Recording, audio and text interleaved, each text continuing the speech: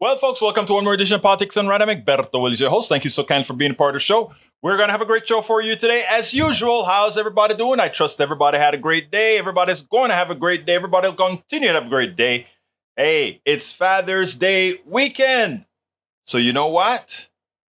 I just realized I have an interview scheduled for Father's Day, which means I probably need to either cancel it or change the time or something.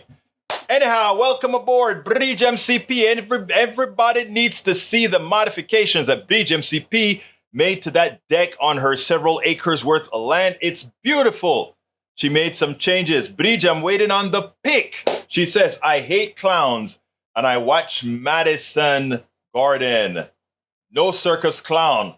Oh. Anyway, folks, E2247, my dear brother, welcome aboard. Eric Hayes is in the house. E2247 is in the house as well. Let's say hello to brother E2247, Bridge MCP. Who else is here? Who else is here? Let's find our peeps. I'm scrolling up, folks. AVQ, Senor Rudnin is in the house. And guess who brought, well, I guess, you know what? Yvette Avery Herod is in the house, our resident beauty. Guess what, Yvette? You missed being the first one in the house, or Lincoln in the house, from Rudnin, who came in a tad bit before. But anyway, how are my peeps doing? I trust everybody's doing fine. Okay, let's get started. Michael Rudnin says, a recent data for Progress poll showed 74% of Americans, including 60% of Republicans, support increasing the minimum wage to $20 per hour. Ain't that something? No, it's not something, Brother Rudnin. Do you think somebody's going to say they don't want the money? I mean, I don't think there was ever a time when Republicans would just say, no, don't give me $20 an hour. I don't deserve it. A poll just came out as well that said the Republican Party used to be made up of 48% white people and 48% on white folks without an education, 40% with an education. And it's changed now to 65% without an education. And it also said that the reason I brought that up is because the people that would say we want $20 an hour in the Republican Party would be those people who have jobs that they hate, making $7.25 an hour, making $8 an hour, making $10 an hour. If you see that increase in the Republican Party of the workers, the non-professionals, etc., those numbers make a lot of sense, Brother Rudnin, because suddenly it isn't just the elitist business person that make up the Republican Party, but guess what? Real people. Unfortunately, to get those real people, the party had to centralize on hate. And of course, when you centralize on hate, that's what you get. But anyhow, that explains that number, I think, clearly, my brother. That explains that number clearly. Let's see if our auto mail went out already to warn people. Yes, it seems like it did. All right, continuing with the program, Brit says, talk about reparations. Germany will pay more than $1.4 billion next year to survivors of Nazi atrocities. The German government will pay more than $1.4 billion next year to Holocaust survivors in the latest compensation for atrocities and persecution inflicted by the Nazis. Nearly $890 million will go towards home care services, an increasingly vital aspect of the reparations effort as the Nazis' victims advance in age nearly 80 years after the Holocaust ended. You know, anytime I think about that, right, I come here to America and I say, Madre mia, what will it take? What will it take for America to see the light? What will it take for America to say, you know what? We probably need to do the right thing as well. Reparations? Yeah. How do you have a country who built its wealth on free labor. And, well, we'll see what others have to say about that. E2247 says, yo, PDR Posse, why are scary clowns outlawed, forbidden lots of places like schools more threatening than racism? Not outlawed, forbidden, lots of places like the US. I don't know. E2247 also says Jack Smith prosecutor begged all to read indictment. Ali Velshi reads entire indictment against 45. I should have done that and put it on my podcast as well. Maybe I'll do that. I wonder, how long is the podcast, E2247? How long did it take Ali Velshi to read the whole thing? Is it more than 1 hour? Well, it's only 46 pages. That seems like it could be done in 15 minutes? Let me know what it is, E2247. Please answer that question, por favor. Bridge MCP says, I hate clowns and worked Madison Square Garden. Eric Hayes says, Egberto, do you know we are now announcing having plans to build railroad across the Indian Ocean? Biden said so. We're going to build railroads across the Indian Ocean? Show me the video. I would love to see Biden talking about railroads across the Indian Ocean. I think I want to see it because I bet what he means is railroad to places via land, but who knows? Bridge on the hello desk. Let's see. Tom C says, too windy for sailing. Here to check out the winds of politics blowing from right to left. I love that. I love that. Melanie Keelan is in the house. Happy Friday, Melanie Keelan says. Melanie, was wonderful seeing you on our show early this morning. Unfortunately, I clipped a little piece of it. There's a piece of the show today that will be some of the stuff we covered in the morning, early this morning at 6 a.m. We also have Rand Paul vows to block all Biden NIH nominees until gain of function docs release after years of being ignored. Yeah, well, you can put a country at risk if you want. May lose your seat for it, but we'll see. All right, Bridge MCP finally gave us the deck pictures. Here are the pictures of Bridge MCP's deck. Tell me what you think about it. I think it is wonderful. I'm going to see if I can get Bridge MCP to come and spend a week here in Kingwood, Texas, and help me turn my pool, which is a money-hungry piece of crap, especially when you're no longer a software developer entrepreneur, and change it to put a deck like that in. That would be great. That would be excelente mundo, right? What can I say? Bridge MCP, that's beautiful. That is just beautiful. And you know what I like that you did, Bridge? I'm an engineer, so I see these things. It's on an incline, but you got it straight by having the poles, the different length poles. I like that. It's right on that incline, but the incline of the water that runs off from the home, but you still made it perfectly level. Exactamente. That's very good. Welcome, Lee Grant, to Politics Done Right. Welcome. E2247 says reparations require more than just money. I agree. It requires a lot more. That's why I said reparations doesn't mean putting dollars definitely into people's hands only. Some people should have dollars in their hands, absolutely. Yvette Avery Harris says reparations are definitely warranted. Absolutely so, my dear. Maywood says, good afternoon, everyone. Happy Friday. Eric Hayes says something. I don't see just the link. Michael Lorenzo Egberto, Ali Velshi read all 37 Trump indictment charges.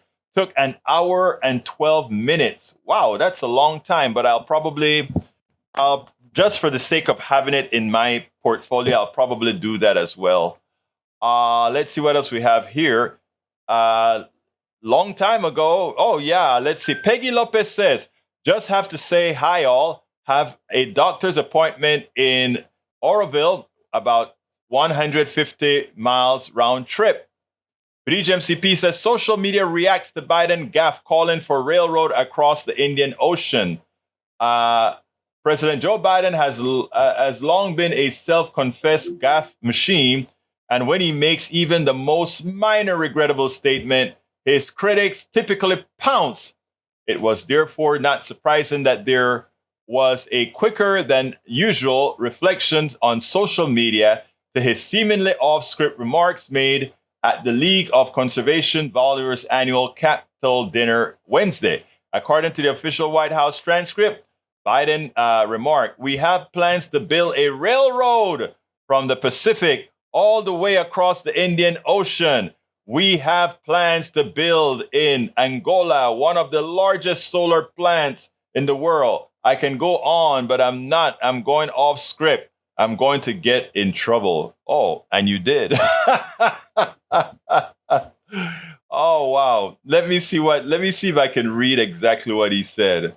According to the House, the president remarked, "We have plans to build a railroad from the Pacific all the way across the Indian Ocean."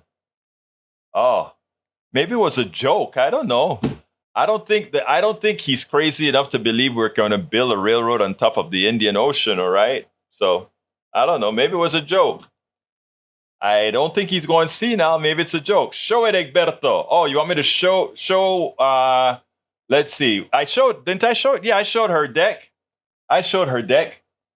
All right, let's see what else we got here. But if you mean the stuff from Biden, let's go ahead and put it on the screen. I think this is what Bridge MCP posted. Social media reacts to Biden gaffe calling for railroad across the Indian Ocean. Is that what you wanted me to show, Miss Lopez? Peggy Lopez. There you go. Mike is here. She says hi. What else have we got here? Peggy Lopez, Bridge, your deck is beautiful, and I appreciate you're making a ramp for my walker. Bridge took out the ramp. Egberto Willis, 9 cement posts is there with adjustable height. I knew you knew what you're doing, girl. I knew you knew what you were doing. Hey, Peggy, positive affirmations for your meeting. Positive affirmations for your meeting. All right. Let's continue. What else have we got here? Okay, I tell you what. There was an article at Common Dreams. You know, I love Common Dreams because it seeks out a whole lot of the stories. I pick up a lot of my stories at Common Dreams, pick it up off of also several of my other feeds. And this is what I did this morning. And we'll pick it up after this in a little bit. Drug companies should not exist, because I ran up on a story written by, I love the way the amount of research he put into this story, by Richard Escow. I think he's also an opinion writer at the New York Times, if I recall correctly. And his title was, "Why should drug corporations like Merck and Eli Lilly even exist?" I agree with you, Mr. Eskew. They shouldn't exist. They're nothing but parasites. What do I mean by that? For those from all the advertising that these companies make, they're going to tell Americans how important they are because of the way our economic system works. They create great drugs, and all these great drugs they create makes us more healthy. And not only does it make us more healthy, but it makes the United States a bastion of healthcare. And that's why the kings and queens around the world come to get service here at the Houston Medical Center, at the Mayo Clinic, and at all these great places of health that we have, which for all practical purposes is the truth. America, as I've heard Brother Howard say, Brother Howard, you used a phrase that I wanted to mimic that I always forget. Something about, we have the best something you can buy. Yeah, that. We have the best government and justice money can buy, and the best health care you can afford. There you go. And that statement from Howard is profound. It's profound. He is absolutely so right, because you know what? We have great health care. And yes, let's talk about the great health care that money can buy. But most Americans are not going to get all those great discoveries that they paid for. I want to start out by reading pieces of his article. It says, "How do big pharma executives have the nerve to show their faces in public?" I want to stop there because I want to remind you of two of the stories that we covered earlier this week. Welcome aboard, Melanie Keelan. Welcome aboard. And it goes this way. Earlier, we spoke about inflation, who really causes it. And we also spoke about the Fed's raising interest rates, penalizing the working class for a problem, inflation, not created by the working class, but business. And here we have the story that I'm covering today about drug companies. They are the ones creating large portions of the inflation rate as well, because they're taking your money. All right. And I make the case here today. So again, for those who are just tuning in, I saw another batch just come in. For those who are just tuning in, title of the show again is Drug Companies Should Not Exist. And I'm going to read this story by Mr. SQ, a part of the story by Mr. SQ. And it goes this way. Why should drug companies like Merck and Eli Lilly even exist? How do big pharma executives have the nerve to show their faces in public, much less threaten to sue the government that has enriched them with the treasure and lives of the American public? Government-funded discoveries have given drug companies like Merck and Eli Lilly much, if not most, of their patented technology. The government lax attitude toward drug company predation and criminality has made them even richer. I hope you get that, because the drug companies are out there telling you that they've discovered something. They are making your lives better. They are making you healthier. It's a lie. Mostly every single drug created was done at a university or with a government grant. And what does that mean? It means that everybody who's listening to my voice right now and going to work every day, as you sit down many a times in your car, listening to the news and blaming your fellow brother and sister and blaming the other for the problems you are having in your life, for the health care you can't get, etc. Do remember where the problems lie, with these corporate parasites. So again, what do? You are paying taxes every day. And the taxes you pay are going to university to create great universities. And in those great universities, there are great scientists, and those great American scientists and scientists from all over the world, they're out there creating and researching new drugs. They're creating how the body responds to these things. And you know what? They experiment and experiment and experiment, and they find out, this chemical reaction will work. Oh, the body actually absorbs things this way. They discover those things. And as they're doing it, and their papers they write, and corporate executives read these papers, they subscribe to these things. They read these papers, right? And they say, guess what? The University of XYZ is doing this. Maybe we should talk about buying it. Then they go out there and they go to the university and they talk to the professor, and they decide they're going to give some money to the university to name a building after a professor or name a building after something, in which case the patent gets transferred to that company. They may even invest a little bit of money to further the research on something that will likely work. Remember what I've said in several other programs. Corporations do not take risks. They like to say we make big profits because we take risks. Corporations are in business to minimize risk. It's completely the opposite of what they tell you the reason for profit is. We accept profit because, if you do great, you make a profit. If you don't do well, you don't make a profit. But corporations today are risk averse. You doubt me?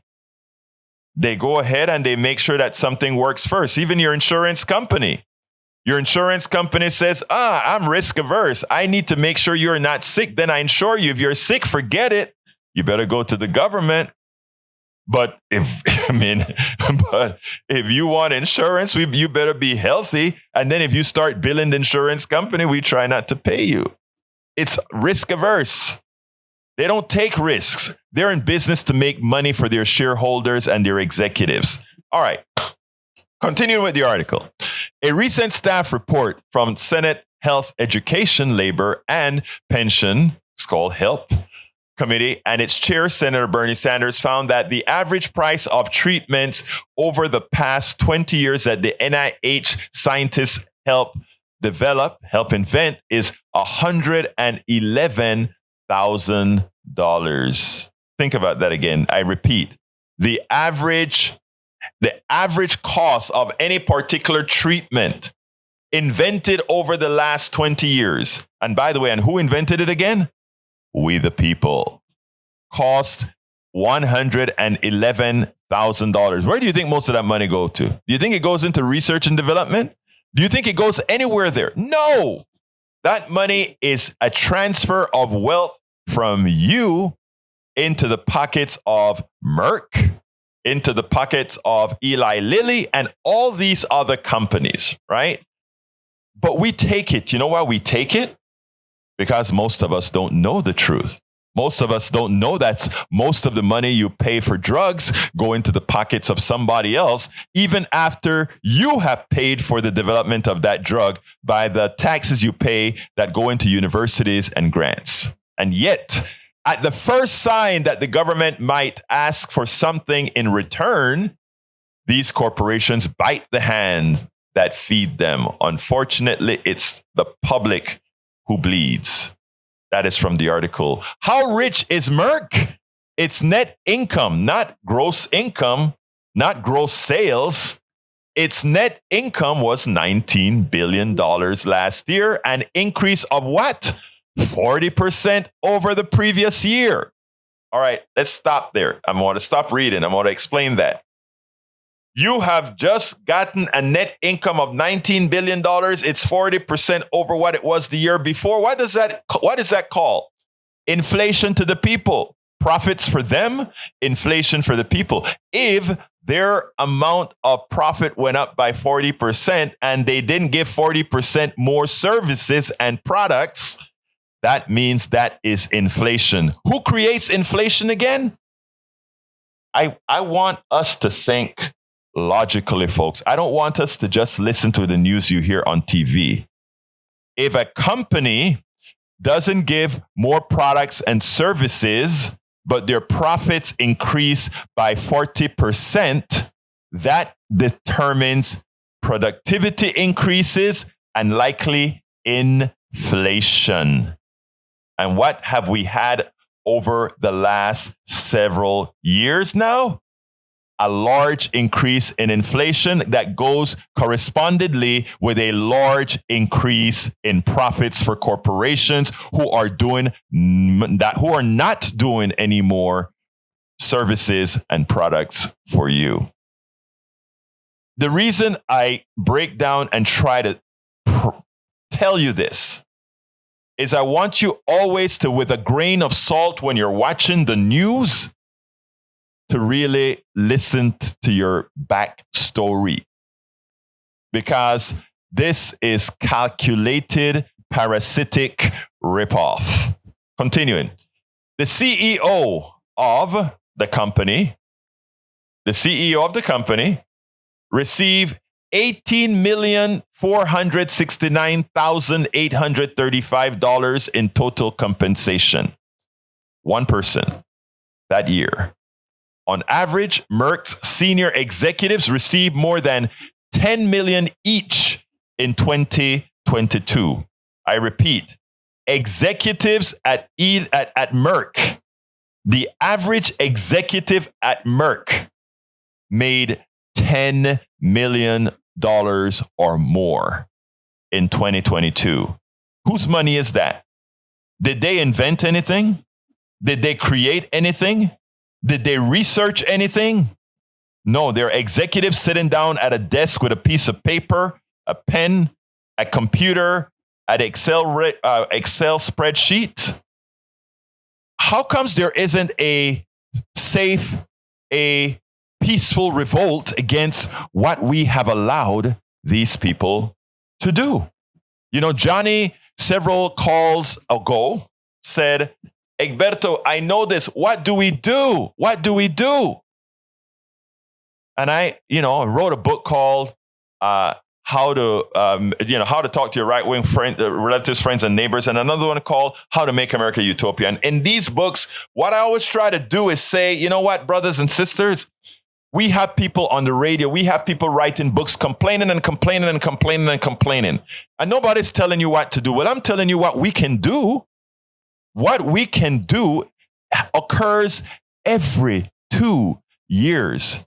But what we all together have to do is inform each other with the truth, right?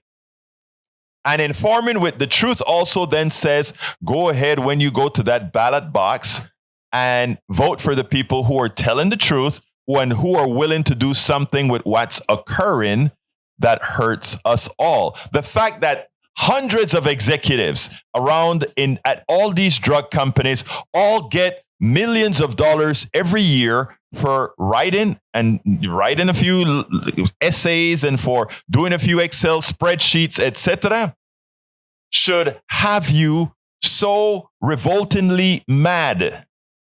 You shouldn't be mad at those things they're telling you to be mad about. Immigration? Are you kidding me? You shouldn't be mad about immigration. You should be saying, immigrants, come on over. There's so much work we have to do would actually reduce the cost of a lot of what we do.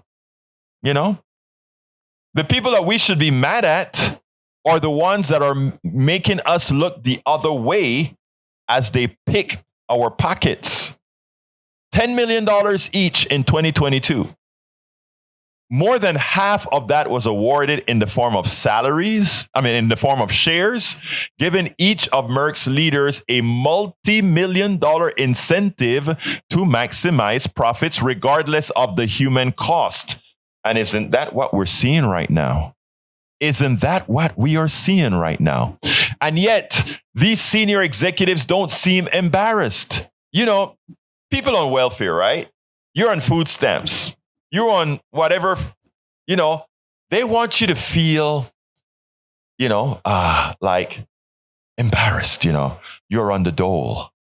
You're getting something you didn't work for. You're on food stamps, man. You're on SSI, man. You're getting something you don't deserve, man. Well, you should feel embarrassed. But that corporate executive who's getting $10 million, somebody on food stamps probably max out likely of a few, maybe $2,000 or $3,000 a year in what they get probably from the government, being on the dole, if you want to call it that or whatever. That's what they get, maybe $3,000 or so. That corporate executives for sitting down in that office doing nothing gets $10 million. Who should be embarrassed? The welfare recipient? Or that executive who's getting $10 million for inventing nothing, for creating nothing, for solving no problem, other than winning the lottery to be chosen to be an executive in that company. We have learned how to look down at certain people and how to look up at others. That person that makes $10 million that you would think one would look up to didn't deserve it. That person that makes $3,000 off of their food stamps, who go out there and spend that food stamp money, all of that food stamp money on food, they are creating more economic activity by spending that food stamp money than that guy at Eli Lilly comparatively for having worked and done nothing. And I'm not exaggerating here, people. We have been taught to look down on some who life necessarily have not been kind to, who probably's effective worth to society is greater than that executive. But we've learned how to demean the poor. We've learned how to demean those people who, for the job that they do, don't make as much as they're worth. It's amazing how they have reframed our minds from birth. It's an indoctrination that is hard to get around. It's an indoctrination that we have to figure out how to get around so that we can start doing what's right for us all. Okay. And as this article was being written, this from our brother Iskyu, the head of Eli Lilly exhibited a similar pathology detachment from human need. CEO David Ricks threatened to withhold medicine from seniors and disabled people on Medicare unless his demands were met. They're suing the United States, Brother Biden passed the Inflation Reduction Act. And like I mentioned a few sessions ago, a few radio shows ago, they're suing the government because the government is saying $35 for insulin, no more. $35 for insulin for stuff on Medicare. They called it an extortion by the government. The government is extorting the drug company for telling the drug companies, you cannot extort the American people. And now they're suing. They are suing the government for working for the people. Again, for a drug that is out of real patent, for a drug that you, the people with your tax dollars, developed, created with your tax dollars over 100 years ago, and they're suing. They want your sympathy. They want your pity. They want your pity, people. And they think they can go into a court of law. Now, I imagine they're going to try to get it to be a trial by judge instead of a trial by jury, because this case just has to be made by a lawyer out there. And the jury is going to say, oh, no, not only are we going to charge $35, we're going to charge $3 because that's what it really costs. I want you to know that as we speak about these things, there's nothing about wealth envy or us wanting to soak the rich or whatever. The problem is, too often, the rich is not rich because of their service or their worth to society, but because they know how to play the game of capitalism better than anybody else, a game that requires a certain level of dishonesty to play. That's all. This isn't wealth envy. This is humanity loving, not wealth envy. Humanity loving. Okay? So again, the irony is now they're suing, adopting the mock empathy of an arm-twisting gangster. Rick said, the president, that refusing drugs to these patients would be really sad for people who rely on government benefits. Oh my God, they rely on government benefits, but because the government only is going to give us $35 or whatever, we got to hold back this drug that we're still making a profit from. Really sad for people who rely on government benefits. But it's consequence that market actors will pursue to restrict their exposure to the law. Folks, please, for anybody listening to me that wants to attempt to find something good about these companies whose modus operandi is exactly what we're describing here. Do you have a brother? Do you have a mother? Do you have a sister? Do you have a daughter? Do you have an auntie who may be sick? I want you to really, really think about this, folks. I really want you to think about what we're saying here and who we actually support. It is so important. The article, I have it linked in my newsletter, politicsandright.com/newsletter, politicsandright.com/newsletter. I'm not going to finish reading the article because it's a very long article. But what I want to point out, and just about every paragraph I have to add my narrative, so I can't read the whole thing. But I want to give you some context here that I'm going to scroll down and give some context. He points out that Merck sold its painkiller called Vioxx for 5 years after initial trials raised the possibility that it caused heart attacks, but they still sold it. It did. By the time Merck pulled Vioxx from the market, it had caused an estimated 88,000 heart attacks among Americans. 38,000 of them died. Remember I said, they don't care. It's just about money. It was a great, very profitable drug. Merck reportedly made a hit list of doctors who dislike Vioxx, which included words like neutralize and discredit. An internal email said of those physicians, "We may need to seek them out and destroy them where they live." These are these executives talking, these $10 million executives, doctors who found out that these drugs cause heart attacks in a bunch of people.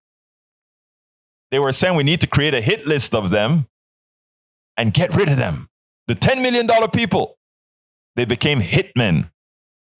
Merck concealed reports of sexual dysfunction and other risks from its anti-baldness drug Propecia, including a long trail of suicide reports. Merck was forced to pay $2.3 billion to settle tax fraud charges. Merck paid $650 million to settle for violating the False Claim Act. Merck paid $1.5 million to settle charges of violating federal environmental laws in the Pennsylvania manufacturing facilities. Its additional environmental violations included the use of methylene chloride and a proven animal carcinogen as solvents in some drugs. Merck paid $688 million to settle claims that it concealed the poor clinical trial outcomes of Vytorin, an anti-cholesterol drug. My point here is let's work together to get things right. Here's the deal. If the Federalist Papers are characterizing as similar what occurred with Pence and Obama, or Pence and Biden with Donald Trump, then how can you take it seriously? Donald Trump, I'm just going to say this once and then I'm not going to touch it today. Donald Trump had a boxes of classified information that included nuclear secrets, etc. That was not the case for Biden or for Pence. When Biden found the documents and called the FBI, he could have kept his mouth shut. He called the FBI and said, "Hey, there are these classified papers we didn't know were here. Come and get them." Similar incident with Mike Pence. Donald Trump said, "These are mine, these are mine, these are mine, these are mine." Donald Trump was like a child, likely wanting to profit from it. So that's a fact. You can look it up anywhere, except the Federalist, if that's where you're getting your information. I don't even bother reading those right-wing papers because it's not only that they're wrong, but those of us who decide to read them are simply giving them some counts, which elevates them inside of the space. Because you're classified, it'll change your classification in the social media space and start giving you some of their information. So don't even bother going to those particular sites that are rated as propaganda. You know, like I always put on the screen, Politics Done Right and egbertowillies.com, our ratings of factual data is as high as it can go, right? Meaning we don't lie. These other rags are simply terrible. And we don't even bother going there, nor should you. So if you see a thing coming from the Federalist or one of these right-wing papers, it's not about read all sides. Read all sides that make sense. Read all sides who have earned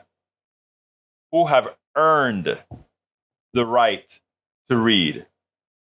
Let's see what else we have here. Respect America. Sure, you don't lie. You bet your life I don't. Respect America. No, I don't.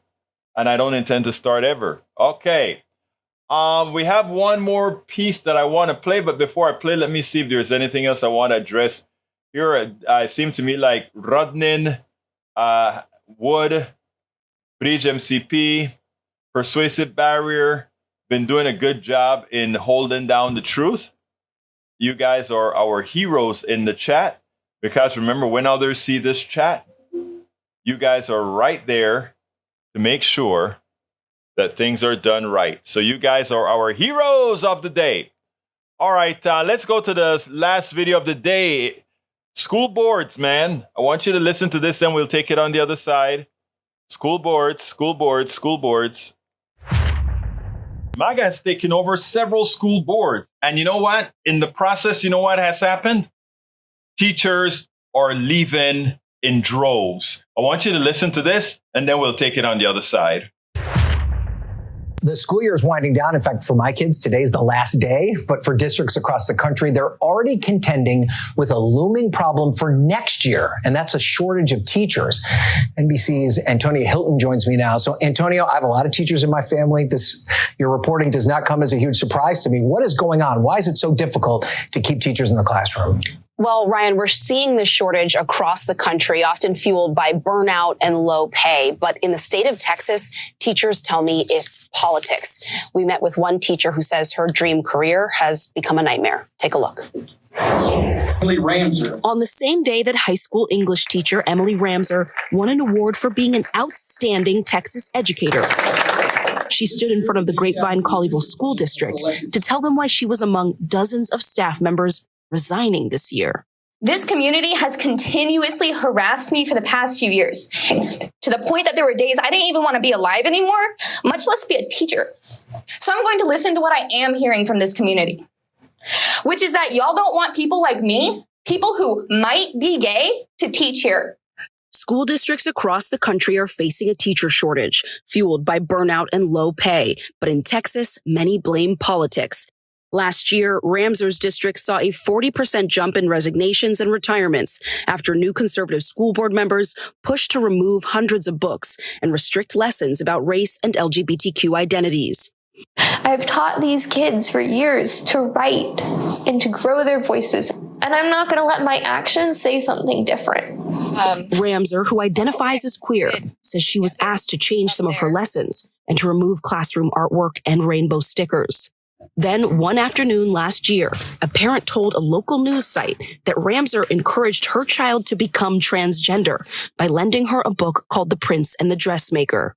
All I did was give a kid a book. What went through your mind? I was terrified. I couldn't breathe. I couldn't think. The mother who accused Ramser declined to speak with NBC News, but the child and her father say the allegations were false, that the child already identified as transgender. The district cleared Ramser, but never made a statement for her to the public. The district declined to respond to NBC News about this specific case, but acknowledged it has more openings this year than last year, saying, many other school districts, not only in Texas, but across the nation, are also experiencing this declining retention rate of teachers and other employees. It's almost like we're in a battle against the school board when the school board should be on our side. Students described Emily Ramser's classroom as one of the most welcoming spaces at school. I think Ms. Ramser was a few places anyone in general could feel accepted, no matter your race, religion, gender, sexuality. Do you feel safe at school right now? Not entirely, no. I'm sorry. There's a lot of aspects of who I am as a person that I cannot express because of the environment of the school that I go to. NBC News obtained the district's 2023 teacher engagement survey. In it, almost 300 out of 1,500 staffers complained about the board. By the end of the school year, Emily Ramser's once vibrant classroom was barren. Nobody can stop you from getting the education you deserve. I will give you book recommendations because I can give you book recommendations now, hopefully, but you really can do anything. Surrounded by her students, she was determined to teach one final lesson. Antonio, teachers don't get into that business to get rich. And so it's got to be very frustrating when they have to deal with all these ancillary issues. What type of support are these teachers getting? Well, what they tell me is that they get support from each other. They talk to each other, they give each other advice or job recommendations for the teachers who are looking to change districts or leave the field. But in terms of institutional support, they say that there really isn't a lot. The Texas Education Agency, sort of the equivalent of their Department of Education, measures the attrition rate, and they've seen this spike in teachers leaving the field. If you think a teacher is going to stay, there are teachers, we have a shortage of teachers, right? Because teachers are not being paid what they're worth. Teachers are not being paid salaries commensurate with what they provide to society. We give stockbrokers a whole bunch of money. Kids, or rather teachers, we don't pay them near what they deserve. So what are they doing? They're deciding if these people want to treat me this way, if they don't really like what I'm doing, the hell, I'm going out of here. And that's what they've started doing. And as much as they love teaching, most teachers do it because they love it. They love it. They like that that feeling of imparting knowledge going forward. But MAGA taking over a whole lot of school boards, and the people are saying, well, we're heading out of here. You know how we solve that, right? We go ahead and we get those in those areas. We go ahead and put back people who really care about your kids, people who really care about education, people who say we are going to make the next generation smarter, as opposed to imposing a dummified indoctrination on them that is doing perfectly what they want: make a country dumber. Well, absolutely so. Absolutely so. Check that out. Hey, Bruce is on the line. Hey, Bruce Pollard, how are you doing today, my brother? I'm doing great. Oops, let me take this off to prevent the echo. Social Security thing. Say that again, Bruce. I've been thinking about Social Security. Yeah, talk to me about it. I'm trying to figure out how the finances work. I give money in, and that pays me back. When I calculate, if I live to be 90, it'll be about equal. If they change Social Security, are they just stealing the money from me to put into the pot to pay back the debt? The bad thing about Social Security is it was designed first as a earned benefit. And as an earned benefit, the idea was that it would somehow pay for itself, but that was never a reality. Okay. It's more, they had it set up sort of like an insurance policy with the expectation that a lot of people would die, which allows a lot of other people to live longer, et cetera, et cetera. But the reality is Social Security, we need to think about it differently. I'm telling you how it works now. It's a defined benefit right now that supposedly is self-sustaining based on actuarial tables, et cetera, and people coming in. That is how it's supposed to be. Net loss now? It is a net loss right now because of the baby boomers, and as soon as that hump goes away, 14% will be more than well, actually, it's like 12.5% would be more than enough to cover for what it pays for, which means some people getting disabled early, some people being able to get disability, something that my daughter doesn't qualify for because she's been in school all her life. So, I mean, there are a lot of these different things that it is set up to do as sort of an insurance policy. But I don't want that. People who believe in humanity, that's not what they think Social Security is supposed to be. Social Security is supposed to be a compact with society that says those people who reach a certain age, based on what society says, should finish working. Right now, as it turns out, and also funded by general tax dollars based on your income level. People who make over, I don't remember what the number is, maybe Rodnan, get it for me, but I think it's something like $160-something thousand. Over that, nobody pays Social Security and anything over that. But if you have that, most of the income in this country are made by or made by 10% of the people, or whatever that number is, that says that those people, that most of the income of this country isn't Social Security taxable, which tells you why we are in this situation. So we either raise that number to 500,000 or something. I don't want to raise. Yeah, go ahead. I'm sorry. We pay people a reasonable wage, so they're not underpaid and not being able to contribute more. Exactly. But what I'm saying is I want it to be more perfect than that. In other words, every single income dollar, whether it be capital gains or income, the only reason there's a distinction between income gotten as capital gains as opposed to wage income is because somebody had a lobbyist. Otherwise, all incomes would be just income. The only reason capital gains is treated differently is that people with capital gains had a lobbyist. But that said, here's an interesting thing, Bruce. If we taxed every single income dollar for Social Security, we could, number one, drop the rate of Social Security from 12-something%, likely to, 6-7%. In other words, if we taxed all income, Social Security costs for everybody would fall. right?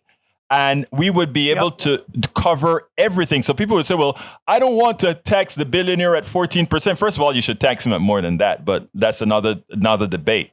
But if we were to have all income, first of all, we should not classify income based on capital versus wage. In fact, if we really wanted to do that, wage income should be taxed at a lesser rate than capital gains income, because capital gains is passive income where you're not doing anything to do it, while wage income is something that you're risking arm, leg, and everything else. So, I mean, I think if you really wanted to say, treat them differently, preferential income would be wage income and not capital gains income. Like I said, in America, we think capital and business over humanity. And that is a perfect example of that we charge more, that we tax capital less than we tax wage income, tells you where our loyalties lie. You know what I mean, Bruce? Yeah, and privilege sits in that other side too. Exactly. Exactly. There's one side that's not getting anything, and the people who are getting all the capital and their privilege drives them all up. Exactly. And I was looking today. I have to get like a brace for my knee. I was looking today at the different kinds of braces, and I saw an advertisement and a really good description of the braces of a place in Alberta, Canada. And then I was looking to see how much they cost. And they said, so if you have this and this and this disease, or you're this and this and this age, the cost is 0%. Yes. Just get a note from your doctor. I had at Netroots, I interviewed, and you are going to meet this guy at Netroots. I'm pretty sure he comes every year, and he comes and he does an interview with Politics Done Right every year. So you're going to meet him. I remember him. Yeah, you're going to meet him in next month when we are out there at Netroots. And you're going to, he's a very, and again, this is a conservative Democratic kind of guy. All right. He's not like this real progressive like I am. In fact, he didn't even want to talk too much about Medicare for all. But then he says, when we're in Canada, we don't even think about money when it comes to healthcare. We just have this card that is like a Social Security here in the United States. You give the card, and your primary care physician is like your air traffic controller. They direct you to where you need to go. I mean, think about that, man. We have friends that were teachers, each of them for 30 years, and then now they retired. And because the way teachers pay money in and out isn't exactly Social Security. Right. So it's even another bad rap for them. They're going to and it turns out their kids live in Canada, but they're just going to move to Canada. It makes sense. I mean, if I had dual citizenship in Canada, as soon as I was, but I'm never going to retire, so it doesn't work, right? But for what I do, I could work in Canada. But the thing about it is, the thing about it is, it makes fiscal sense. I was telling Linda the other day, if things were to just go too south, I would just move back to Panama, keep my dual citizenship, and work from Panama. But again, it would be difficult flying to Netroots and flying here and there. It costs that much more. So you'll have to see what the break-even point would be. And the life expectancy of journalists in Panama is not the same as here. That is, Bruce, that is so true. It's so true, my brother. But anything else you have before I close it? I do my ask and close this stuff down, my brother. Yeah, okay, everybody have a good weekend, and we'll see you next week. Before you go, Bruce, happy Father's Day, brother, and happy Father's Day to all the... Same for you. Thank you, sir. Give Meredith my regards on her new baby, okay? Yep, baby's doing well. All right, take care, buddy.